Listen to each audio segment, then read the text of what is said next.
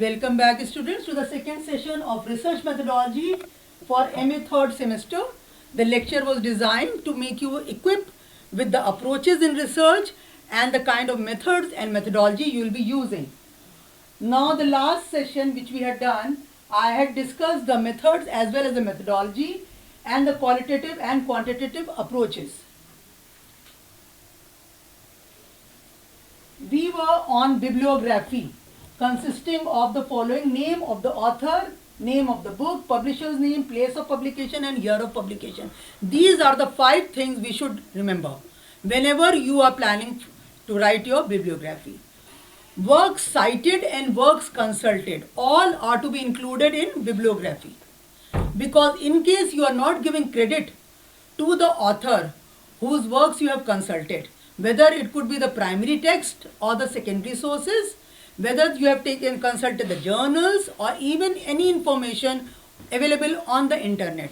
If you are just using it as cut, copy and paste, then what will happen? There's one word known as plagiarism. The meaning to this word is to commit literary theft by using ideas or words of someone else's as your own without crediting the source of information. That means it is a legal offense. You are not supposed to use the works of any other author and use it as your own in your research work. Now, for example, suppose I am giving you an example of Chetan Bhagat. You must have seen the movie also based on him, that is Two States. Suppose you have not read the book, I am just giving you the example of the movie as well. Now, if you take the example of Chetan Bhagat, he is a creative writer. He has written the book and you plan to do research on it. You are doing a research on it. You are not a creative writer.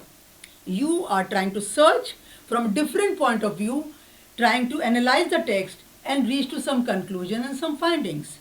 The text written by Chetan Bhagat will become your primary text. That is the primary source. And any other research material or any other articles written in the journals or published somewhere else on that book will be your secondary source of information.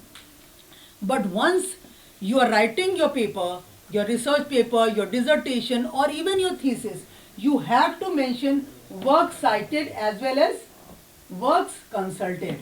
Works cited means quotations in inverted commas with their details of page number and everything will be given. Suppose right from the text you have lifted some passages, you will just give them as it is without any change at all. Then they becomes works cited. Works consulted are all that reference material which you have been consulting during the period or during the process of your research. Another word which you should remember is copyright. Copyright is basically the right to copy. Only the author who has written the work has a right to copy. So you do not have the right to copy and paste. Please remember this very clearly. Cut, copy, paste is just not permitted at all in your research work. So copyright is the right to copy given as legal right to the owner of the intellectual property. We are talking about intellectual property here. That means the original work which is given. Now, sometimes you must be thinking that some movies, as I gave you the example, then Two States was made on, the movie was made on Chetan Bhagat's text. Then in that case, Chetan Bhagat must have authorized only, then only that movie can be made. So the movie makers will take the copyright from Chetan Bhagat, adapt the text according to their needs and make a movie on that particular text. Now, beside this, I would like to also add that in your research work, whatever work you are presenting in your format, the format of that, for that you have to study MLA sheets.